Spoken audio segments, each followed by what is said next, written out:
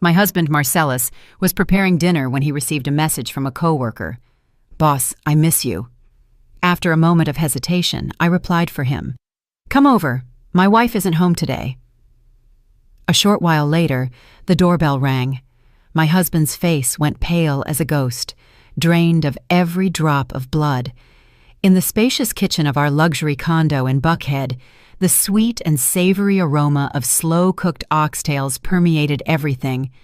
It was the scent of home warmth, of that happy family life everyone dreams of. Or at least, that was what I had firmly believed until that very instant.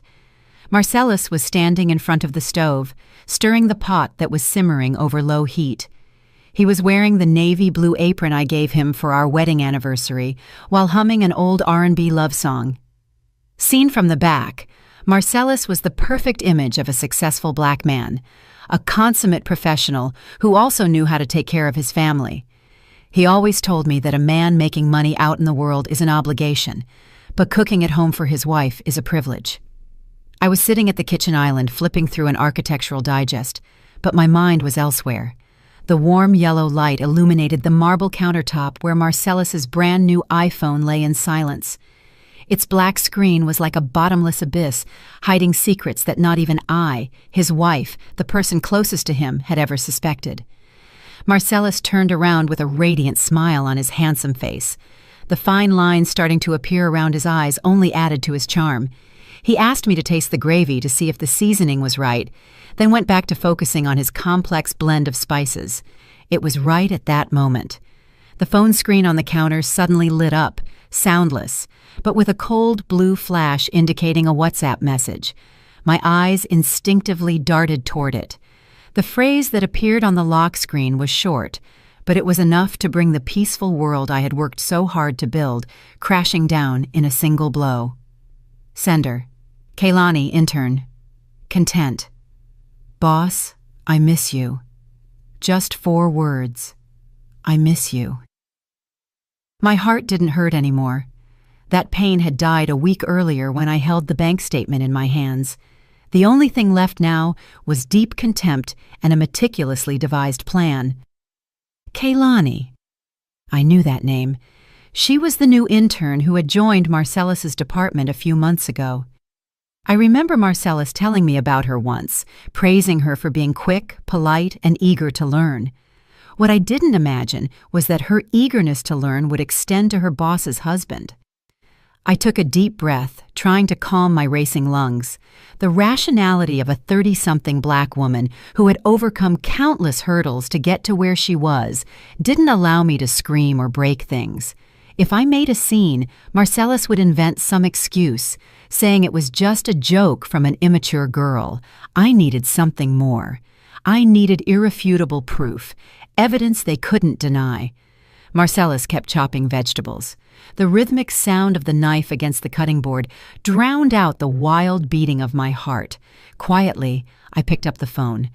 The passcode was our wedding anniversary. What irony. He used the most important day of our lives as a shield for his dirty secrets. I typed in the 6 familiar digits. The screen unlocked, showing the WhatsApp conversation with the unread message at the top. Without opening it to read, I quickly typed a reply. My fingers, cold and precise, glided over the virtual keyboard. Come over. My wife isn't home today. I hit send. I watched the blue double check appear, and a faint smile drew across my lips. I took a screenshot of that brief exchange, sent it to my own phone, and deleted any trace from Marcellus's device. I wanted him to be completely oblivious when the show started. I placed the smartphone back exactly where it was, at the exact same angle. My hands were trembling slightly, not from fear, but from the repressed rage boiling in the deepest part of my soul. I looked at Marcellus's back. He was still the same man, with the same devoted appearance. But now, in my eyes, everything was repulsive hypocrisy. He was playing the role of the perfect husband, but his mind was likely flying off to his young, pretty mistress. If he wanted to act in this farce so badly, I would make sure to direct the tragic final scene myself. I fixed my hair, composed my expression, and tried to return to my usual state of calm. The storm inside me remained hidden behind a serene gaze, waiting for the chance to level everything in its path. This was going to be a very long night. Marcellus served the steaming oxtails in a large serving dish and placed it in the center of the table. The intense aroma of allspice, thyme, and beef spread through the dining room. With a cloth, he meticulously wiped away even the smallest splash on the rim of the plate. Yesterday, that delicacy would have moved me to the point of hugging him. Today, however, looking at that stew was like looking at poison coated in sugar. He served me a plate full of white rice and, picking the most appetizing piece of meat, placed it on top. With a warm, deep voice, he said, "Eat while it's hot, baby. I cook the meat until it falls off the bone." He even bragged about going to 3 different markets to find the best cuts just to take care of me the way I deserved. I accepted the plate from my husband's hands, making a superhuman effort to keep them from shaking. I brought a piece of meat to my mouth and chewed slowly. It was incredibly tender, and the gravy had just the right kick I liked. But as I swallowed, I felt a bitter, nauseating taste, as if I were chewing ashes. I had to drink a large gulp of water to keep from gagging. I looked at the man sitting across from me. Marcellus ate with an appetite, offering me sides now and then, and telling me funny stories from work. He talked about a new project, how the CEO had congratulated him, and his plans for a promotion this year. But there wasn't a single mention of Kailani's name or that young intern. I wondered how a person could lead a double life with such mastery, being able to receive an "I miss you" from his mistress, and moments later play the role of the exemplary husband who adores his wife. Maybe during our 6 years of marriage, he had repeated that performance so many times that even I couldn't distinguish what was real and what was fake anymore. I remembered our difficult beginnings when we got married. We started with nothing in a small studio apartment on the outskirts of the city. Marcellus took my hand and swore he would work tirelessly so I would never lack anything to get us a decent home. And he kept his promise. This luxury condo, all these comforts, were the testimony of our joint effort, but it seems that as material abundance grew, people's hearts began to change too. Satiety gave way to base desires, and the devoted wife who once shared a simple sandwich with him now seemed flavorless compared to the fresh young women outside. Feigning being full, I put down my silverware. I said I was a little tired and didn't have much appetite. Marcellus immediately adopted a look of concern. He got up, walked over to me, and put his hand on my forehead to check if I had a fever. His hand was warm, but as soon as it touched my skin, I felt a chill that soaked me to the bone. I turned my head slightly to dodge his hypocritical touch, excusing myself to get a glass of water. I glanced sideways at the clock on the wall. The short hand was approaching 7, and the long one 12. Time was passing with mocking slowness. From her office or her student apartment, it would take between 30 and 45 minutes to get here. I wasn't going to let this golden opportunity slip by. My wife isn't home today. That spell was more powerful than any invitation. When I returned to the table, Marcellus was clearing the plates. He told me to go to the living room and rest, that he would handle the cleanup. The image of my husband rolling up his sleeves to wash dishes, which I used to brag about to my girlfriends, now seemed like just another scene in his disgusting theater. I sat on the sofa and picked up the TV remote, but I didn't turn it on. My gaze was fixed on the front door, and my ears were tuned to any sound from the hallway. A fierce battle was waging in my mind.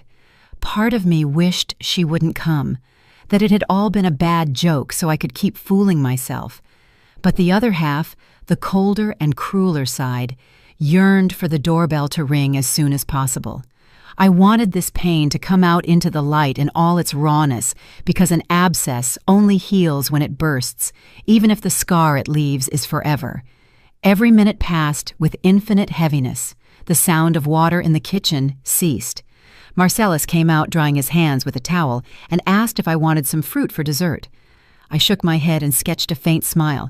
It was surely a crooked, forced smile, but Marcellus didn't notice. He was too sure of his own perfection. Or maybe he had never cared enough about my mood to notice anything strange in my eyes.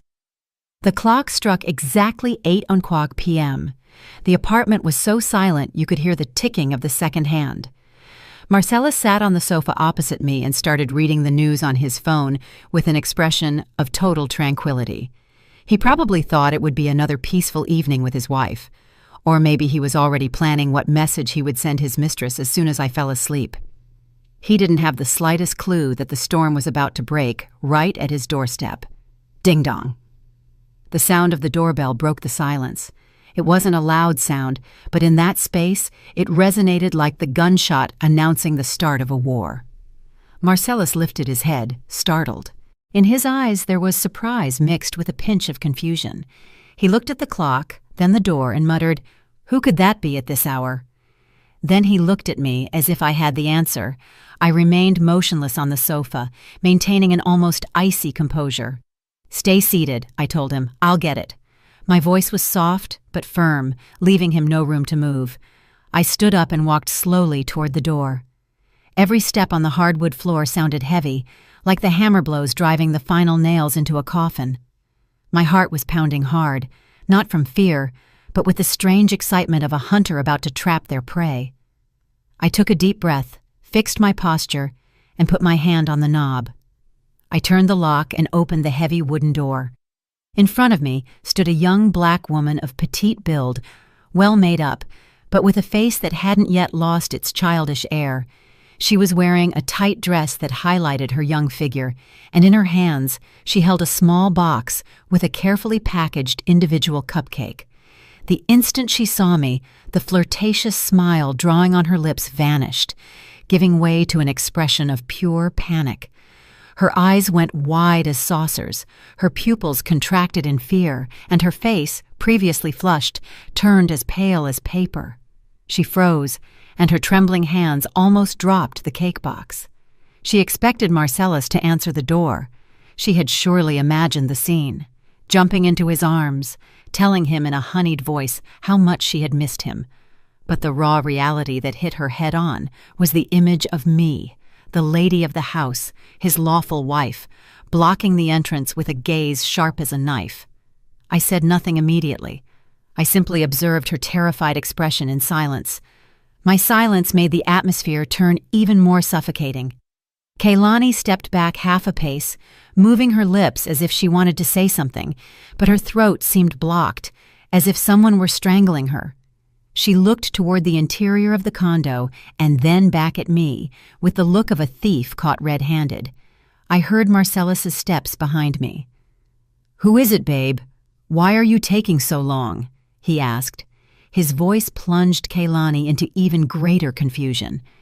She looked around as if seeking an escape route, but I wasn't going to let my prey get away that easily. I smiled. It was probably a smile more terrifying than weeping. And then I spoke.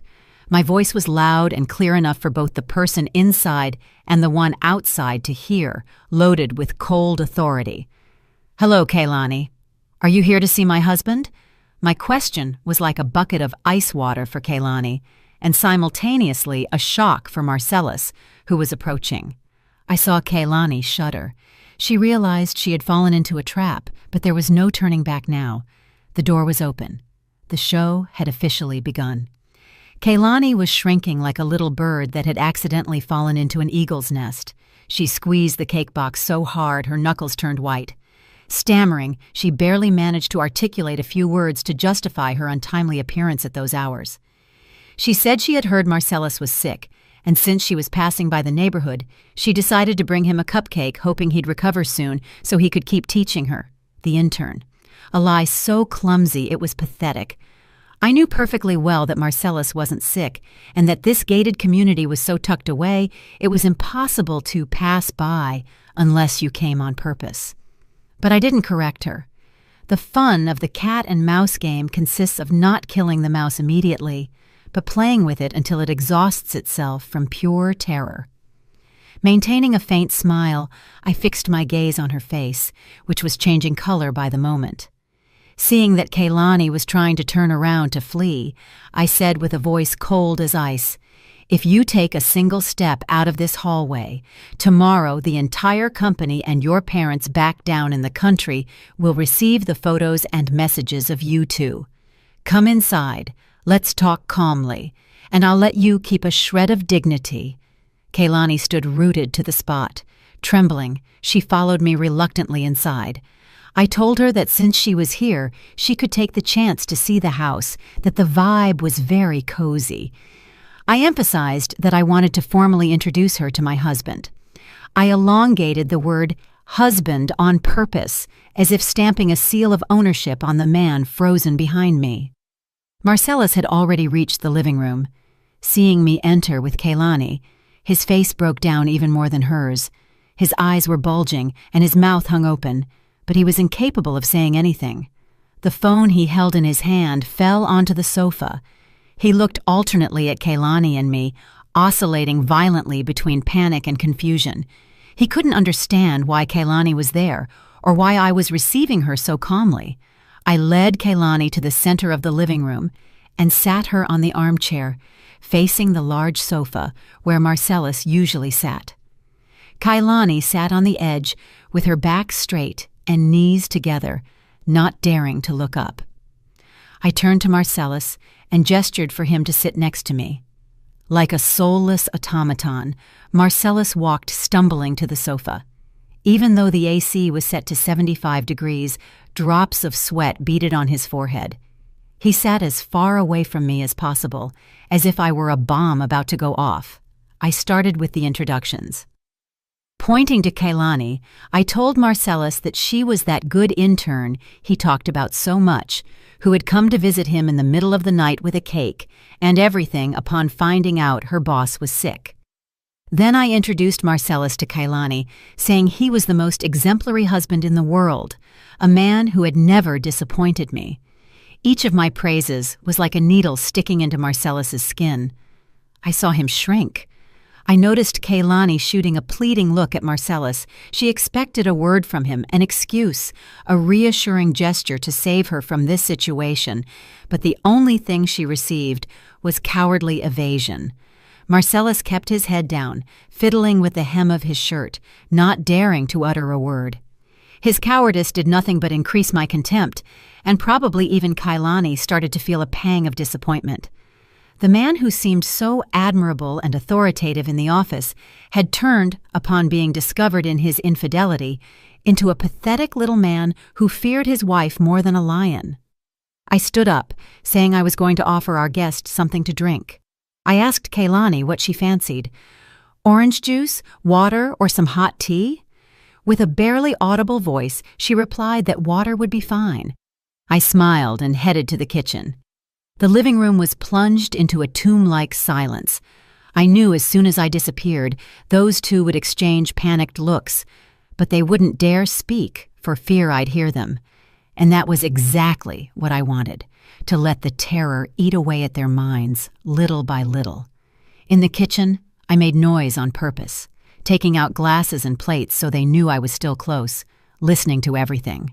I opened the cabinet and passed right by the expensive Waterford crystal we used for important guests.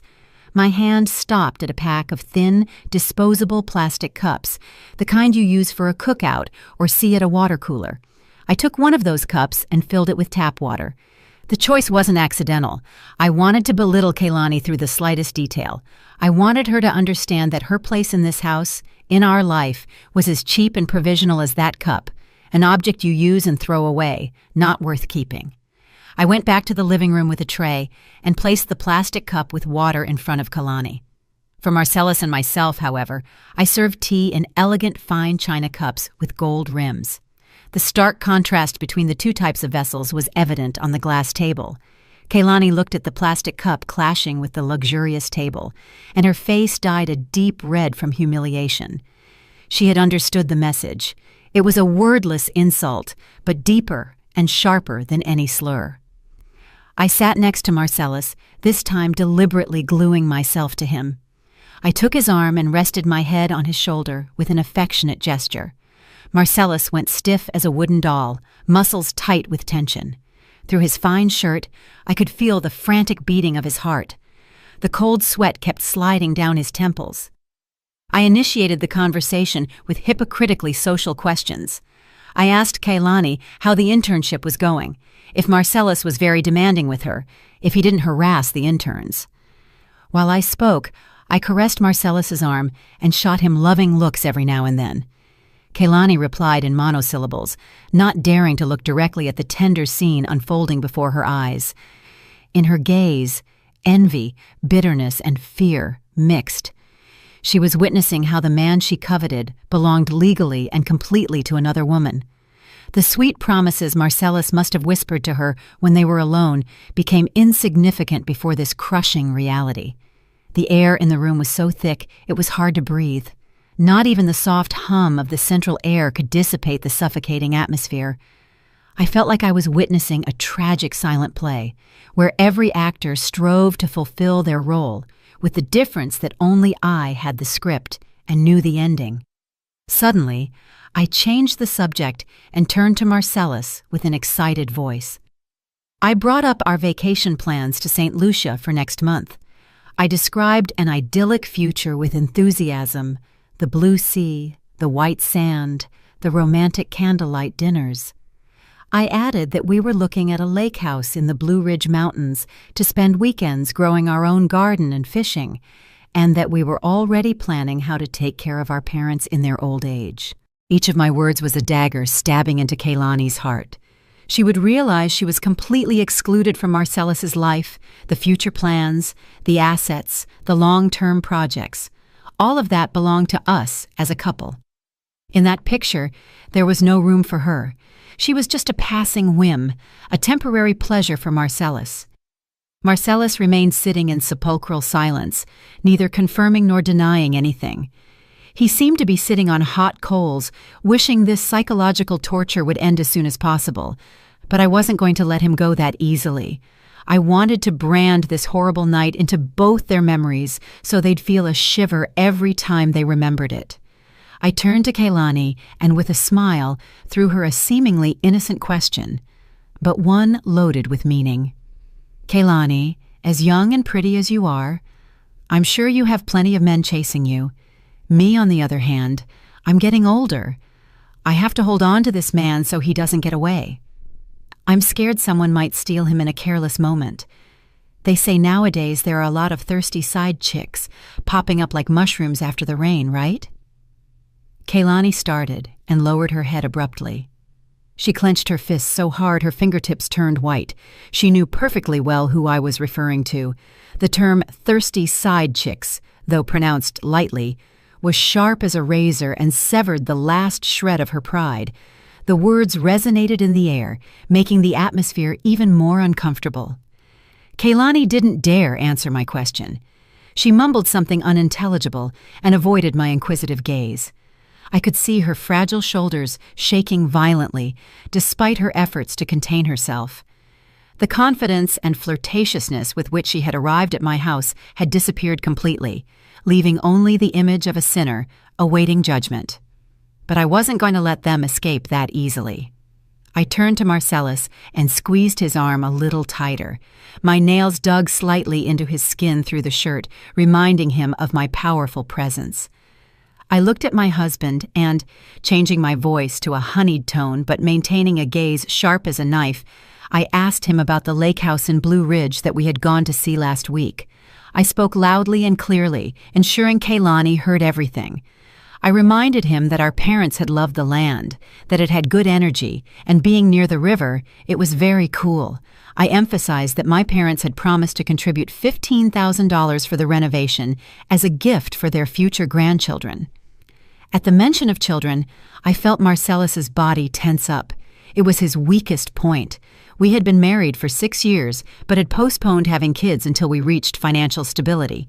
And now, when everything was ready, I discover this betrayal. But I brought up the topic of children on purpose. I knew it was the strongest anchor, the family and social legitimacy that a passing mistress like Kaylani could never give him. I described with enthusiasm a happy family, full of children's laughter. I said next year was perfect to try for a baby, that at our age it was the ideal time, and I hoped it would be a boy. Then I turned to Kaylani and asked if she didn't think it was a wonderful plan. At the direct question, Kaylani jumped, and the teaspoon she was holding dropped from her hands. The clinking of metal against the porcelain saucer rang sharp in the silence. She rushed to pick it up, and with a flushed face, she stammered, It's a great plan. I'm sure you'll be very happy." How ironic that forced blessing sounded from the rival's lips. I knew inside she was screaming, consumed by envy. She had come here hoping to make a space for herself in our life, but the only thing she had found was a firm declaration of a future where there was no room for her. The big assets, the solid family ties, the long-term plans, all of it formed an impregnable wall protecting this marriage. A wall that someone like her, with nothing to offer, could never tear down. I continued my psychological attack on the financial flank. I told Marcellus, "Tomorrow I'll make the transfer for the down payment on the house, so sign the papers for the title change fast." I deliberately emphasized that the house would be in both our names. It was a declaration of sovereignty over our assets, a warning that everything Marcellus had was tied to me, and that if he left me, he'd lose everything. Marcellus, sweating buckets, nodded his head. He wished I would shut up, stop torturing him with those sweet words about the future that sounded more terrifying than a threat at knife point. He knew perfectly well the warning hiding behind every one of my words. Don't be an idiot, and don't trade everything you have for a momentary pleasure. The conversation about the house and kids seemed to suck the last drop of vitality out of Kaylani. She shrank into the armchair, hugging the glass of water with both hands, as if seeking warmth that had vanished long ago. I looked alternately at the thin plastic cup in her hands and the gold-rimmed cup in mine, feeling a cruel pleasure.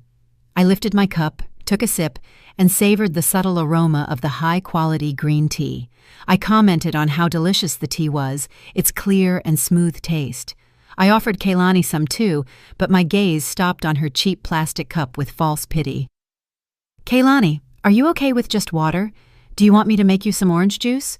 Water is a bit bland, don't you think?" My voice was kind, like a charitable lady giving alms to a beggar, but with a nuance of contempt. Kaylani denied hurriedly with her hands. No, I'm fine. I was thirsty. Water is enough. I don't want to be a bother." The word bother she used seemed ridiculous. Her mere presence here at these hours was the greatest of bothers. I set the cup on the table. The dry, firm sound of porcelain against glass resonated in the room. I looked at Marcellus. He was still sitting like a corpse with his eyes glued to the tips of his shoes. I decided to involve him more in this fun game. I told him to cut some apples for our guest. "A man of the house should be a gentleman. How can you have a guest sitting there without attending to her?" Marcellus, as if he had received an electric shock, jumped up and went to the kitchen for the apples and a knife. He peeled the fruit clumsily, hands shaking, leaving the skin jagged and in chunks. The man who once carved flowers out of carrots for me couldn't even peel a simple apple in front of his mistress now. His mind was short-circuiting. Fear had paralyzed all his senses and skills. When he put the plate of apples on the table, I stabbed the most appetizing piece with a fork and brought it directly to Marcellus's mouth. "Open up, baby. Let me feed you. Don't touch it with your hands, they're dirty." Marcellus hesitated for an instant, but finally accepted the apple I offered. The scene of a couple feeding each other affectionately in front of a third party was natural and at the same time extremely provocative. I pushed the plate of apples toward Kaylani. "You eat too, Kaylani. These are Honeycrisp, very crunchy and sweet." Kaylani looked at the piece of apple Marcellus had just eaten, and then the plate in front of her, as if a knot had formed in her throat. How could she swallow a bite witnessing such a display of affection? The discriminatory treatment wasn't limited to the cups, but also the attention and care. I was the wife. I had the right to care for my husband publicly and be cared for by him. She, on the other hand, however much Marcellus wanted her in the street, in here was an intruder, a forced spectator of our marriage's happiness show. I saw Kaylani's eyes turning red. She was probably crying inside, or maybe regretting the stupidity of coming here to be humiliated this way. But I felt not a shred of pity. My compassion died the instant I saw the message, "I miss you," on the phone screen. Mercy is a luxury I don't grant to those who try to destroy the happiness of another's home. Silence took over the living room again, but this time the air smelled much more like gunpowder. Kaylani, perhaps to break the tension or try to recover some of her image as a considerate person in front of Marcellus, cleared her throat and asked shyly about his health.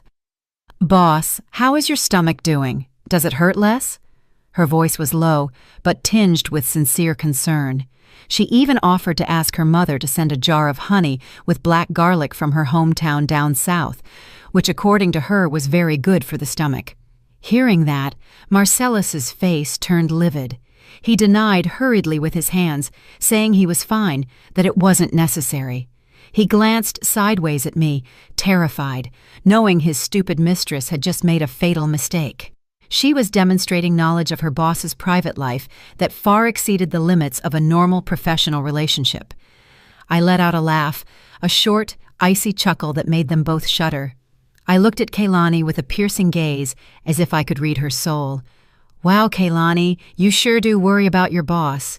Look at that. The wife who lives and sleeps with him in the same bed still hasn't made him that honey with black garlic.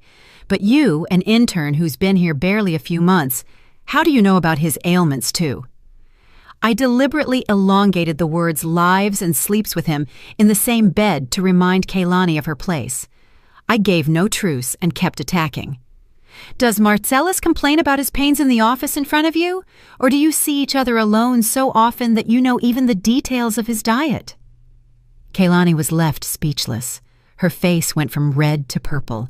She stammered that she had simply seen him in the office touching his stomach with a grimace of pain and had asked out of pure assumption. A pitiful excuse. I knew Marcellus's stomach issues were chronic. To not damage his image as a strong leader, he rarely showed signs of weakness in public. He only did it when he was alone with someone he trusted. I shot Marcellus a withering look.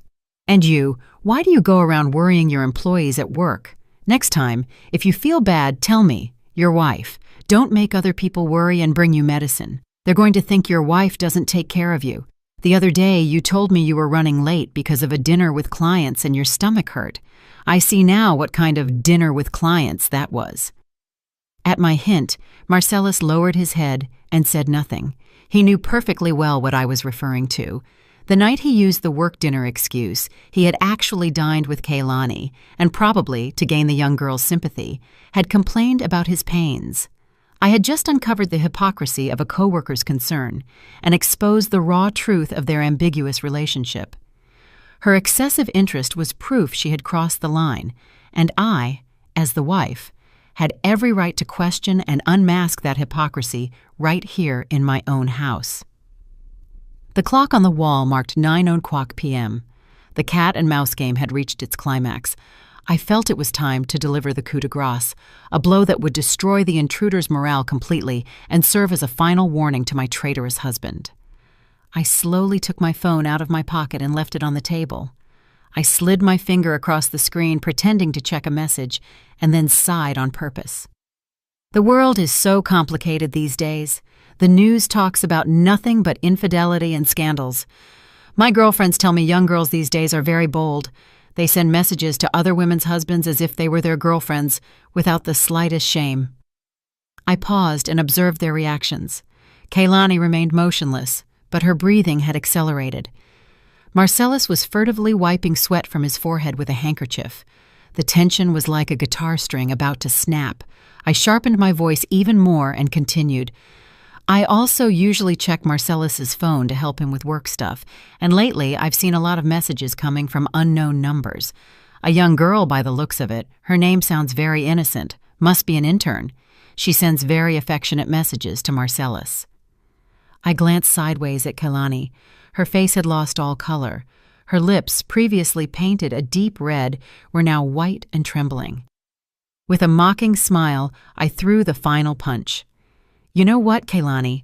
Just the other day I was home and my husband was making dinner, and suddenly a girl sends a message to his phone saying, 'I miss you.' Some nerve, don't you think? With the wife at home, daring to send a message like that? Was she challenging me?" My words fell like lightning on Kaylani.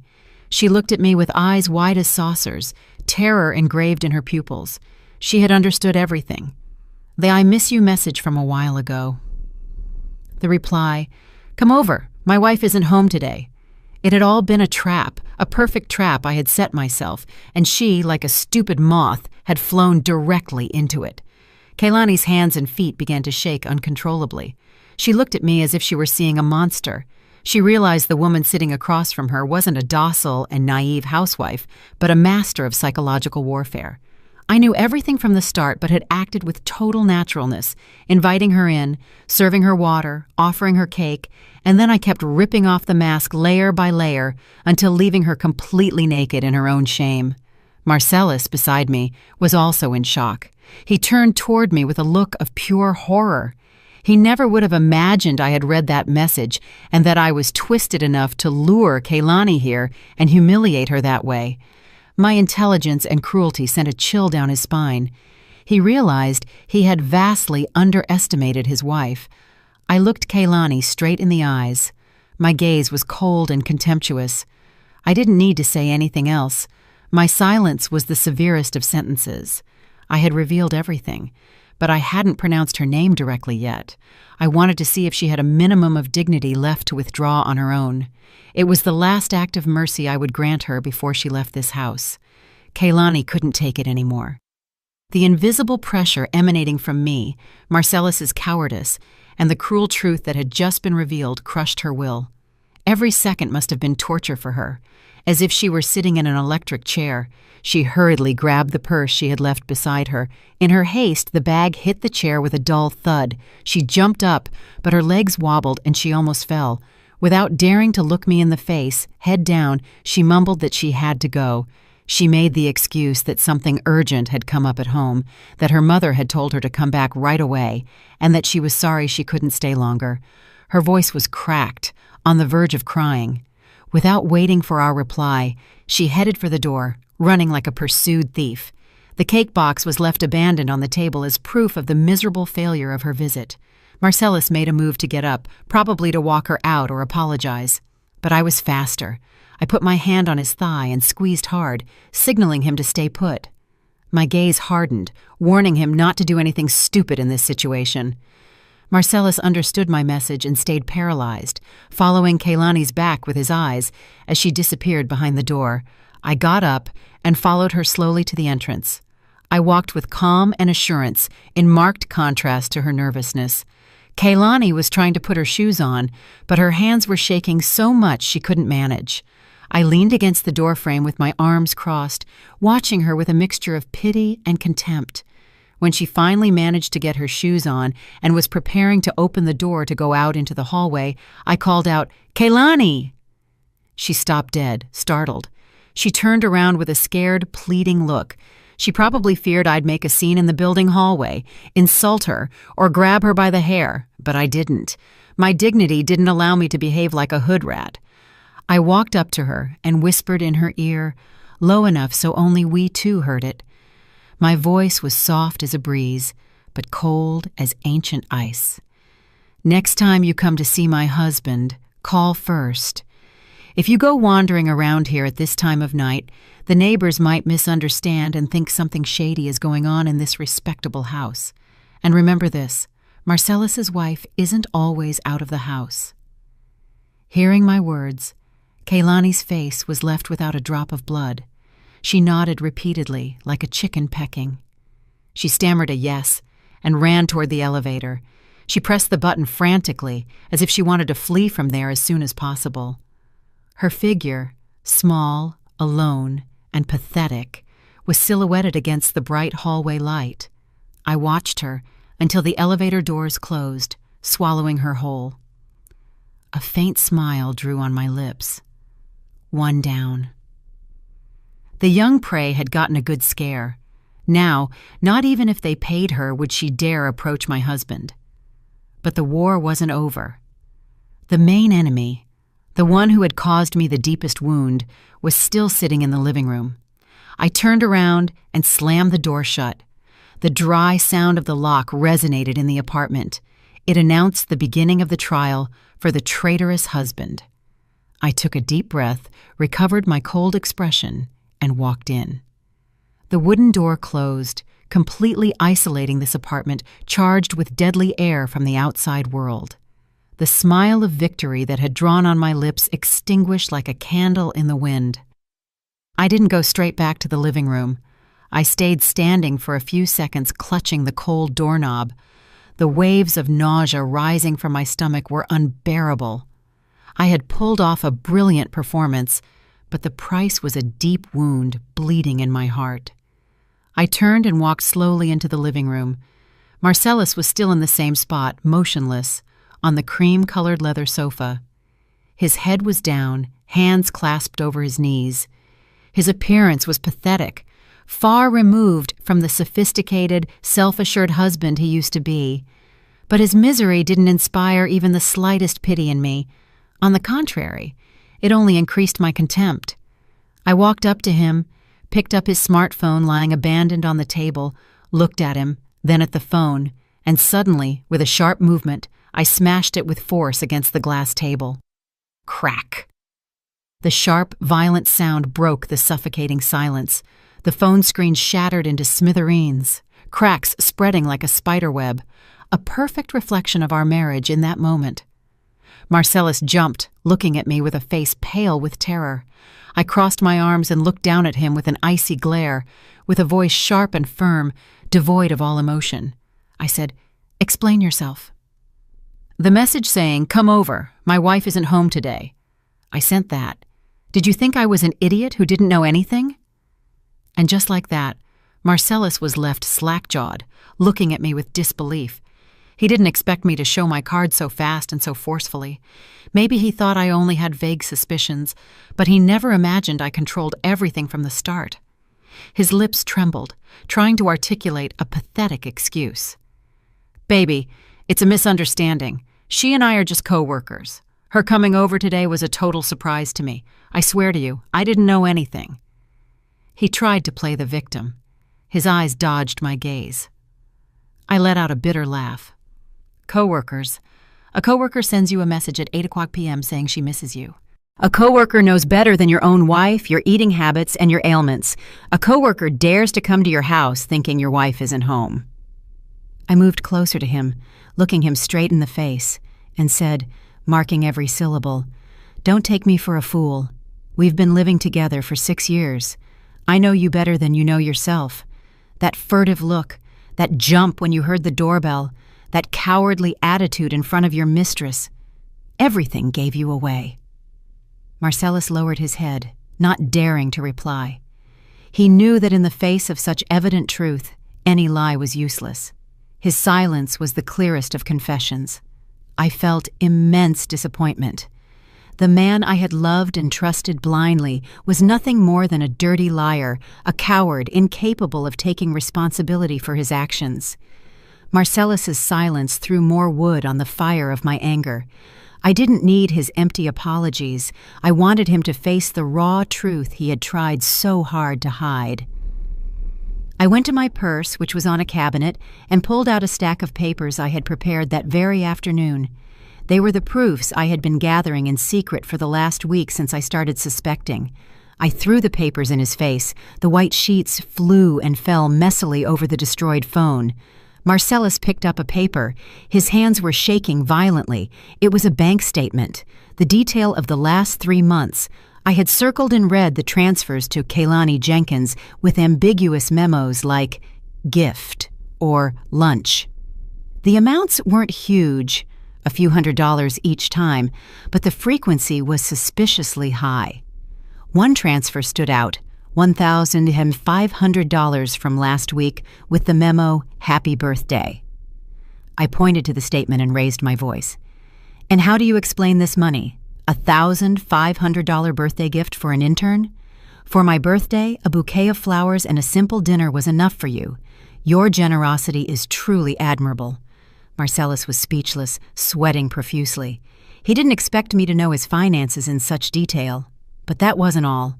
I pulled out the screenshots of his WhatsApp conversations I had taken from his iPad, where he had forgotten to log out. flirty messages, dates for lunch and movies, and even expressions of sickeningly sweet longing. I threw another photo. It was the movie ticket from 2 weeks ago at 11 p.m. That day he told me he was running late because of a client dinner, but actually he was watching a movie with his mistress. And finally, I pulled out the photo of a long dyed brown hair found on the passenger seat of his car. My hair was black and short. That hair was, without a doubt, Kehlani's. Faced with such irrefutable proof, Marcellus crumbled completely. There was no way to deny it or make excuses anymore. His mask of hypocritical morality had been ripped off, revealing his true traitorous nature. He let his arms drop and sank into the sofa with an expression of despair. And then he started to cry. Tears of a grown man, something I had rarely seen. "I'm sorry, I went crazy for a moment. She bewitched me. Please forgive me just this one time." A late apology and a cowardly excuse, shifting the blame to another. Cheating men always use the same repertoire. I fell into temptation. I couldn't help it. Seeing him cry froze my heart. I went to the kitchen. I grabbed the pot with the oxtail stew he had prepared with such care all afternoon. Under Marcellus's astonished gaze, I dumped the entire contents into the trash can in the corner. The delicious aroma of the stew mixed with the sour smell of garbage, creating a nauseating stench. I turned to Marcellus and threw my final sentence at him. "My love for you is like this stew. Before it was delicious and precious, but once it gets contaminated, it's nothing but trash. And I don't eat trash." My act of throwing away the food was like a bucket of cold water for Marcellus, who seemed to wake up from his delirium. He realized I wasn't joking. The determination in my eyes and actions announced an irrevocable break. Marcellus ran toward me, fell to his knees, and hugged my legs. He cried inconsolably, begging me not to leave him, not to divorce him. He swore he would end everything with Kehlani, that he would even quit his job if necessary, that he would do anything to fix his mistake. He appealed to our parents, to our 6 years of marriage, trying to hold me back. I remained rigid as a stone, letting him cry, hugging my legs. My heart was already dead. His oaths now only produced more disgust in me. If he had really valued our 6 years of love, he wouldn't have slept with another woman. If he had really thought about our parents, he wouldn't have let things get to this point. Coldly, I pushed his hands away and stepped back. I looked at him with pity and said, "Keep the little dignity you have left. Don't be pathetic. My decision is irrevocable." I turned around and went straight to the bedroom. Inside the closet was the large suitcase I had packed that afternoon. I pulled it out and threw in some more clothes and my essential personal items. I didn't take much, just what was truly mine. This house, these furniture pieces, now seemed stained by betrayal. I walked out to the living room with the suitcase. Marcellus was still on the floor, sobbing with his head down. His wails resonated in the silent space. I left a sheet of paper I had printed previously on the table. It was the promissory note for the $40,000 my parents lent us at the beginning of our marriage when we couldn't afford the condo renovation, along with the receipts in my father's name. "These $40,000 are a clear debt. Don't you even think about not paying it. When you sell the house, the first thing will be to settle this debt, and then we split the rest." I told Marcellus with an icy voice, "Get ready to pay back every last cent. The house is in both our names, but I'm not going to fight for it. I yield it to you so you can live with your mistress, but my parents' money, you have to return to me." Marcellus looked at the papers and then at me. His look was pure despair. He knew he couldn't get that much money overnight, but I didn't care. It was the price he had to pay for his betrayal. I wanted him to feel the pain of loss to the marrow, both emotionally and materially. I dragged the suitcase toward the door. Before leaving, I took one last look at the house. What was once our home had now become the tomb of my love. I opened the door and stepped out into the breezy hallway. The sound of the door closing behind me echoed once more, putting an end to 6 years of my youth with that shameless man. Without looking back, I walked with a steady step toward the elevator. A new life awaited me. It would be hard, but at least it would be clean and peaceful. The Uber traveled through the empty streets of the city night. Sitting in the back seat, I watched the streetlights pass fleetingly. My mind was blank, but strangely light. I didn't cry. The tears seemed to have dried up inside, crystallized into a sharp determination. I was heading to Lysandra's apartment. My best friend since college. Lysandra was a prestigious lawyer in the city, specializing in divorce and asset disputes. She was strong, decisive, and extremely intelligent. I had warned her ahead of time, so she was already waiting for me in the lobby when I arrived. Seeing me get out of the car with a gaunt face and dragging the suitcase, Lysandra didn't ask me anything. She approached silently and gave me a tight hug. At that warm gesture of friendship, I was about to break down crying, but I held it in. It wasn't the time to show weakness. Lysandra took me to her apartment. It was a small but cozy place, impregnated with the pleasant scent of lemongrass essential oil. She offered me a glass of hot tea and told me to sit down and tell her everything. And so I did. I told her everything, from the fateful message to the theater I staged, to invite Kaylani home, the confrontation with Marcellus, and my decision to leave. I spoke with surprising calm, as if telling someone else's story. When I finished, Lysandra slammed her hand on the table with a dull thud. She let out a curse and told me I had done very well, that a cheating man is unforgivable, and that my way of handling the mistress had been top tier, civilized, but at the same time extremely cruel.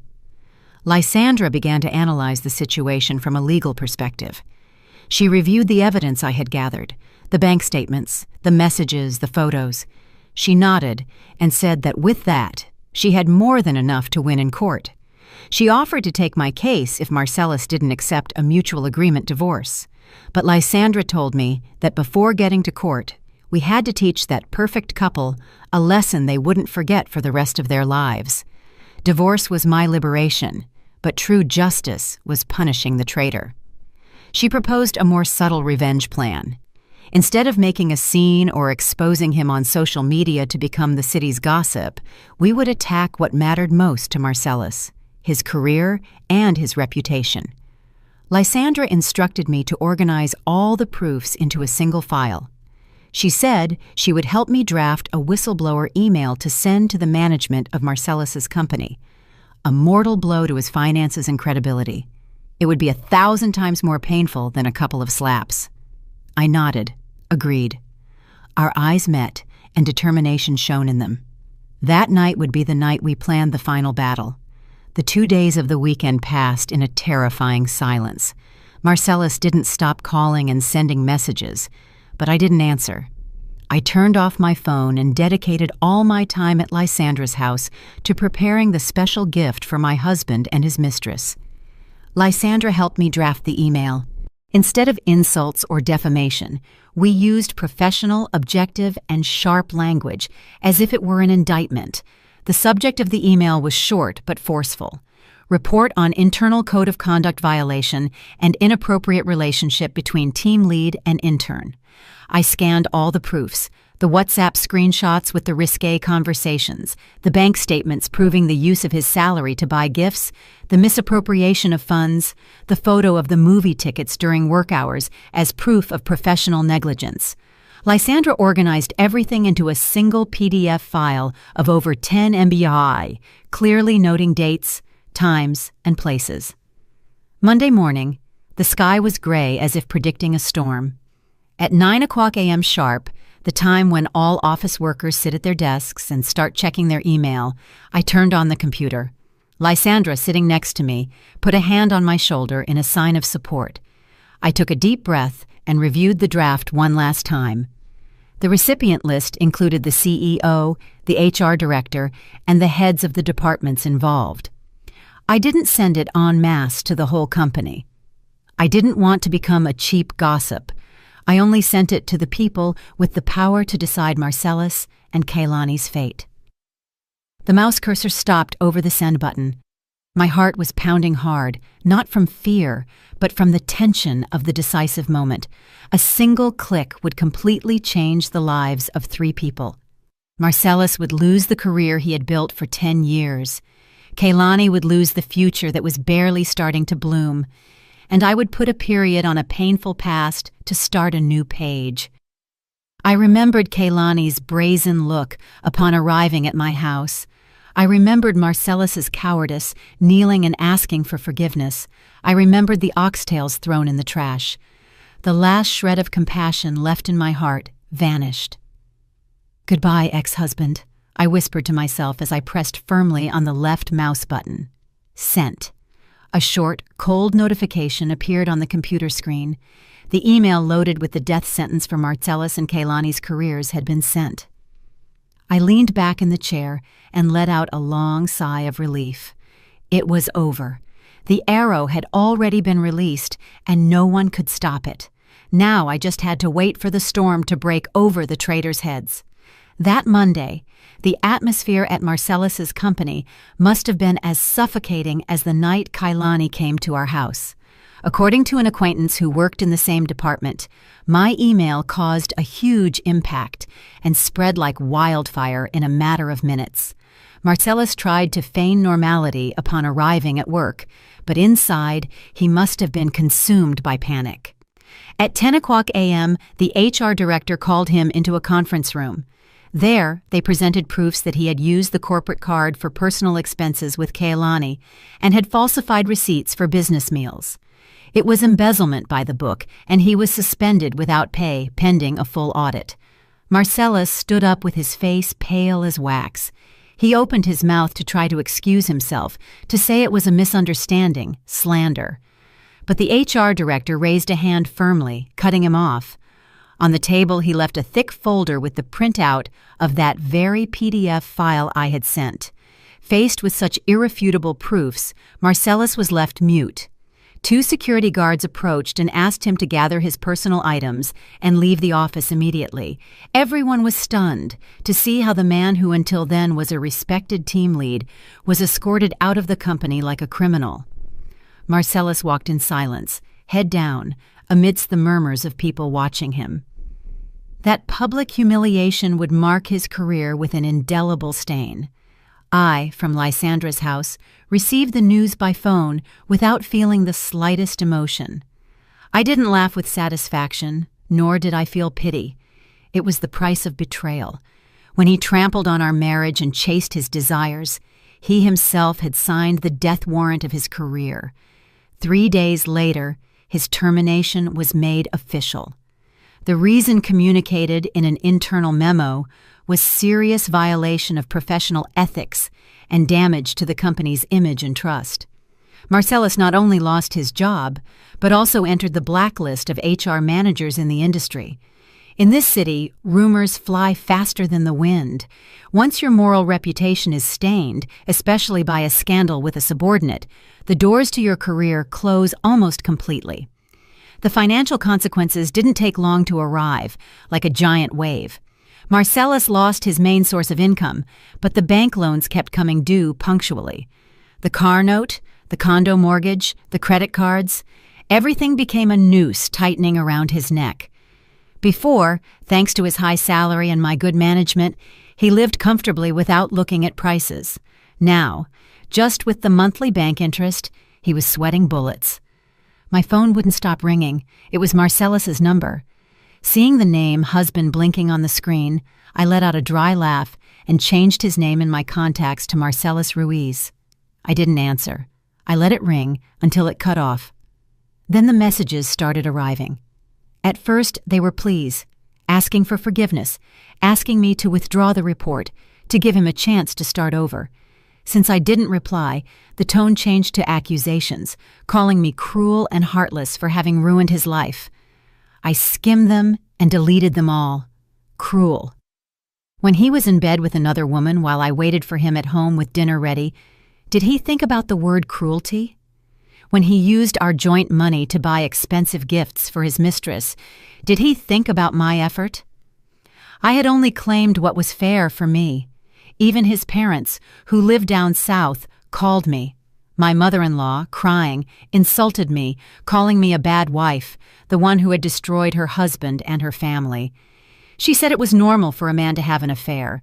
that a woman should endure it to keep peace in the home. Hearing that, I felt a bitter resignation for the fate of women. I told my mother-in-law calmly that I couldn't live with a traitor and hung up. I also blocked the numbers of his entire family. I didn't want to hear any more lectures on hypocritical morality. Marcellus had lost everything, literally everything: wife, family, career, reputation, and now he was drowning in debt.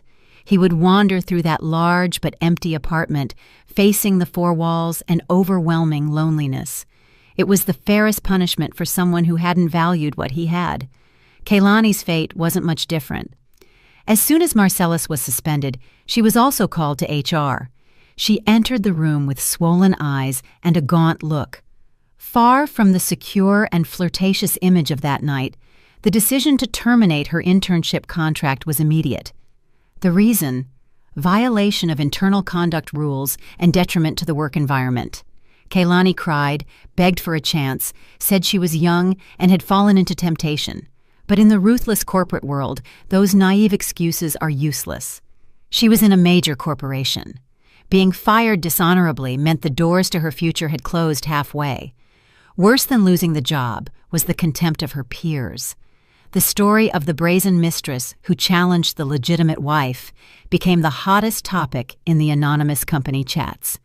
When Kaylani was packing her things in a cardboard box, no one approached to talk to her or help her. Everyone looked at her with disdain, whispering behind her back. The men who used to hit on her now avoided her like the plague for fear of getting splashed by the scandal. Kaylani left the office alone, carrying her box. The long, empty hallway seemed like the path of thorns awaiting her. In front of the elevator, she crossed paths with the same security guard who had witnessed her flight days before. The man's look of pity was the straw that broke the camel's back, and Kaylani finally broke down crying loudly. She ran out of the building, leaving behind people's mockery. According to what Lysandra told me after that incident, Kaylani couldn't stand the stairs and moved apartments. She put all her social media on private and disappeared from the virtual world. It was a very expensive lesson for a young woman just starting to take her first steps in life. She tried to trade her beauty and youth for something vain, but in the end, she lost the most valuable thing for a woman: her honor and self-esteem. I didn't feel sorry for Kaylani. She chose that path, ignoring morals and ethics, and the consequences were hers. I only hope that after this painful failure, she learns to live a more correct way for the rest of her life. 2 months later, we saw each other again in court for the divorce settlement hearing. Marcellus seemed to have aged 10 years. He had an unkempt beard and wrinkled clothes.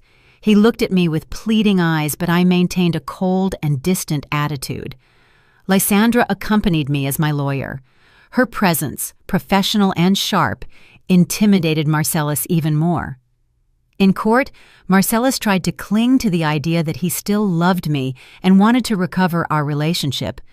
But Lysandra presented the irrefutable proofs of his infidelity, wiping out his weak hope in one stroke. The division of assets was the point of greatest tension. The luxury condo was our biggest asset.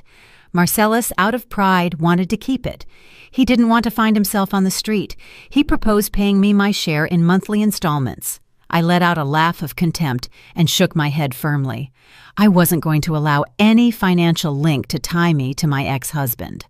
Lysandra, in my name, presented my conditions. Either he paid me 50% of the house value in a single lump sum, plus the $40,000 for the renovation my parents contributed, or we sold the house and split the money. He, of course, had to take charge of the entire pending mortgage. Marcellus's face, unemployed and in debt, turned white. Where was he going to get hundreds of thousands of dollars overnight? The bank had already started sending him foreclosure notices for being 3 months behind on the mortgage. In the end, he had no choice but to accept the sale of the house. The apartment, which was once his pride, was put up for sale as an opportunity below market price to get a quick sale.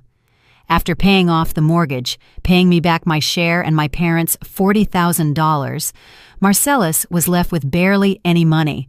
He signed the divorce papers with a trembling hand. His crooked signature put the period on 6 years of marriage.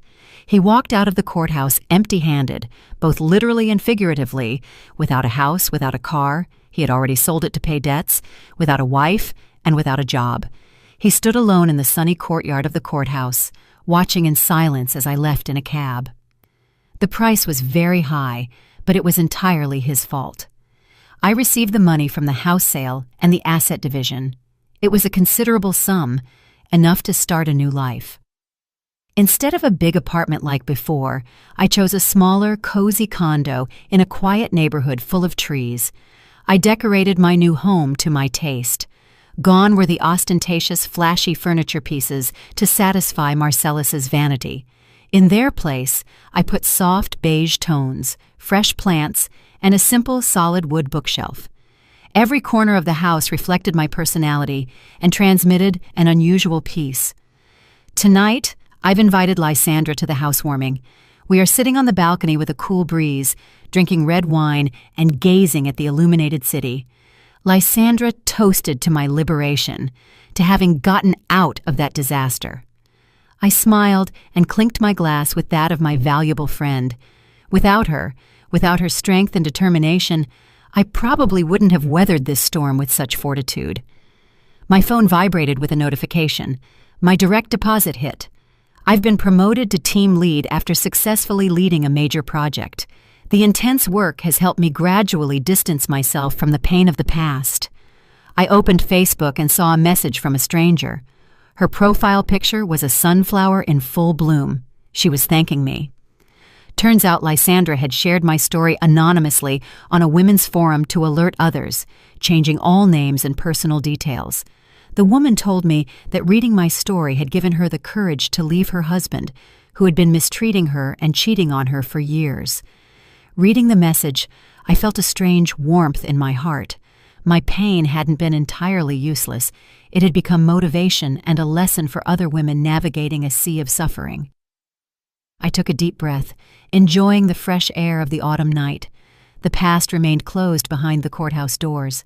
Now before me extends a wide sky full of hope. I'm Ayana. I'm 32 years old.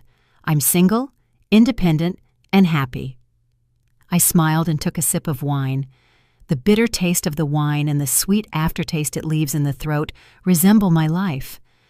Now I suppose you have to go through the bitterness to be able to savor the sweetness of freedom. Did you like the story, and which city are you listening from? Let's meet in the comments. If you liked the story, you can support me by sending a super thanks so I can keep bringing more stories like this. Thank you so much for your sweet support. I'm looking forward to your comments on the story. On the screen, you can see 2 new life stories that I highly recommend. There's so much more on my channel. Don't forget to subscribe. See you in the next life story. With love and respect.